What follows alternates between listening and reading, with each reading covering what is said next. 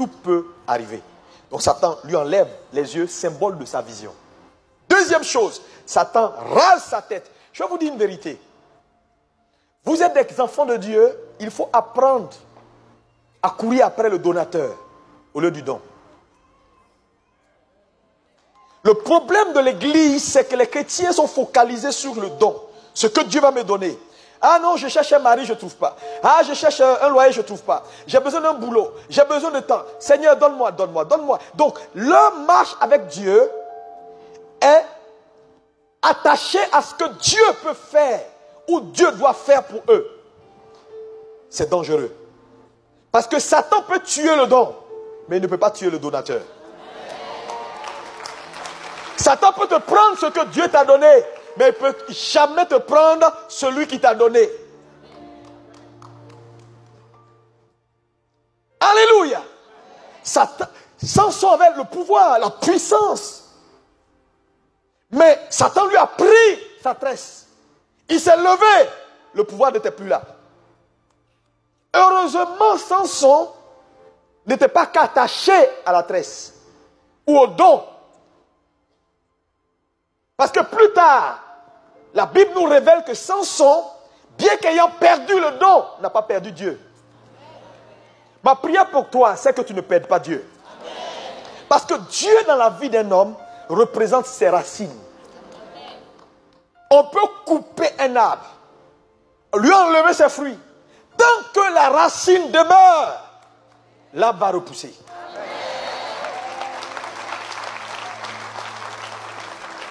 Voilà pourquoi dans votre marche avec Dieu, quelles que soient les difficultés, quelles que soient les situations d'extrême adversité et de confusion, gardez votre Dieu avec vous. Les Philistins ont fait quoi? Ont rasé les cheveux. Parce qu'ils savaient que la force de Samson, son don était dans sa tête, dans ses cheveux. Ils l'ont pris, ils ont rasé, et puis ils ont touché. Quand c'était lisse, ils disent, voilà, on va voir où tu as trouvé la force encore. Mais ce que les Philistins ne savaient pas, c'est qu'en rasant les cheveux, ils ont oublié d'enlever les follicules capillaires.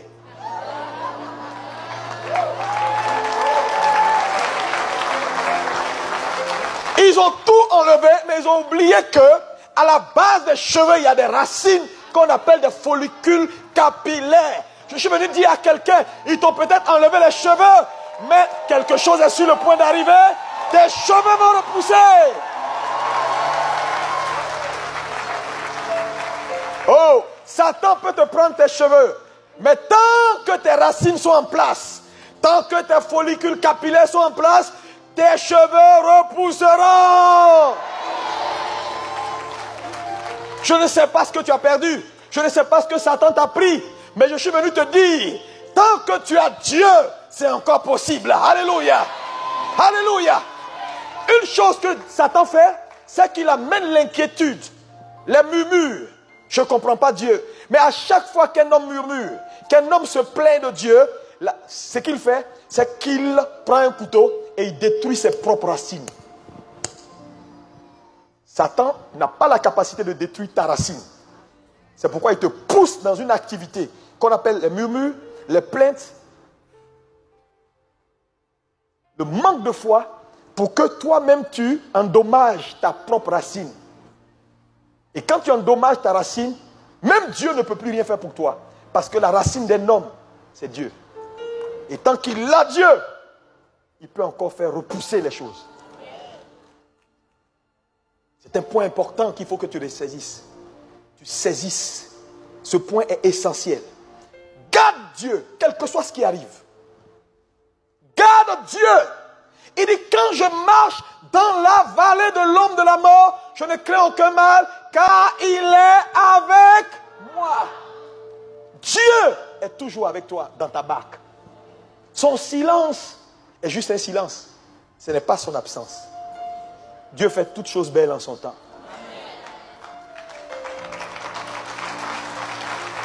Je ne sais pas ta vie. Je ne sais pas les difficultés financières. Tu es dans des problèmes. Ta vie n'a pas de sens. Tout est bloqué. Tu te demandes, est-ce que je suis chrétien? Pourquoi c'est comme ça? Mon ami, tu es chrétien. Tu es un bon chrétien. Tu passes par une école. Une école qu'on appelle l'école de la vie. Là où Dieu lui-même est le professeur. Là où il donne les exercices, et lui-même il corrige. Et lui-même proclame les résultats.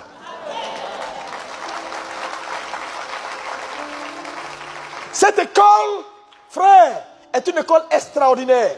Comment vous pouvez expliquer que Dieu, après que les enfants d'Israël soient sortis d'Égypte, la Bible dit, Christ était celui qui les conduisait. Le jour est la première position que Dieu leur donne dans leur sortie d'Égypte, c'est où? Il les envoie à Mara. Comment Dieu peut conduire des gens et puis les envoie à Mara? Le Mara, c'est le lieu où les eaux sont amères. Donc Dieu peut conduire les gens à Mara alors. Je ne savais pas. Hein? Parce qu'il faut sortir dans votre tête. Oui, quand on est avec Dieu, oui, quand quelque chose est mauvais, quelque chose ne va pas bien. Non, mon ami, si Dieu t'aime, il va te tester pour voir jusqu'à où ton amour pour lui est. Si tu n'as pas encore connu ces choses-là, c'est une question de temps. Dis à ton voisin, c'est une question de temps. Il n'y a pas d'attestation sans test. Non, il n'y a pas d'attestation sans test. Tous les grands hommes que vous connaissez dans l'histoire, qui ont fait des exploits pour Dieu, demandez leur histoire. Vous verrez qu'il y a eu des moments de grande bataille. Là où Dieu a construit leur foi, là où Dieu a fixé leur foi, là où Dieu a bâti leur vie, ce n'est pas quand tout allait bien, c'est quand ils sont passés des moments de difficulté. Et c'est dans ce temps-là que Dieu veut voir jusqu'à où tu es digne de confiance. C'est pourquoi je t'ai posé la question, est-ce que Dieu peut te faire confiance avec des troubles?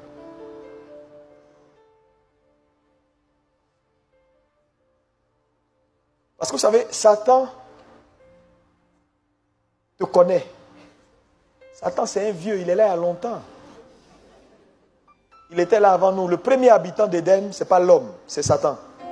La Bible dit, tu étais en Éden, le jardin de Dieu, parlant de Lucifer. Tu marchais au milieu des pierres intercellentes. Ézéchiel. Pour dire quoi? L'homme n'est pas le premier habitant d'Éden. Hein. Nous sommes venus après. Satan est là, il connaît Dieu, il connaît tous les rouages. Il ne faut pas jouer avec lui. Il connaît plein de choses. Quand Jésus a été baptisé, une voix s'est fit entendre du ciel. Celui-ci est mon fils bien-aimé en qui j'ai mis toute mon affection. Satan revient sur la montagne pour dire, si tu es le fils de Dieu, ordonne. Il a bien entendu. Mais il vient vérifier si réellement, lui-même il est conscient qu'il est le fils. Tueur des géants, nous sommes des tueurs des géants. Satan va venir vérifier si tu es un tueur des géants. Il va dire, voilà géant, tue-le. Et là tu dis, hey, je ne comprends pas. Oh, pasteur Jacques, vraiment, il faut que tu m'aides parce que là, je ne comprends pas. Tu n'as pas de vexé là, parce que là, ça ne va pas. Non, il n'y a pas pasteur Jacques ici. Il n'y a pas pasteur Abi. Mon ami, tue le géant. Tu dis tout le temps, je suis tueur des géants, non? Tue-le. Parce qu'il y a des obstacles, si tu ne les passes pas, tu rétrogrades. Non, je vous le dis, il y a des obstacles, si tu ne les passes pas, tu vas rétrograder. Ils ont rasé les cheveux de Samson. Mais ce que vous ne savez pas, c'est que Samson avait les yeux, quoi, percés, les cheveux rasés. Ils l'ont attaché. Mais Samson, dans les ténèbres de sa vie, ne savait pas que ses cheveux repoussaient. Parce qu'il a toujours gardé Dieu. Il a fait cette prière pour dire, Seigneur, permets qu'une dernière fois, mes ennemis, je me venge de mes ennemis.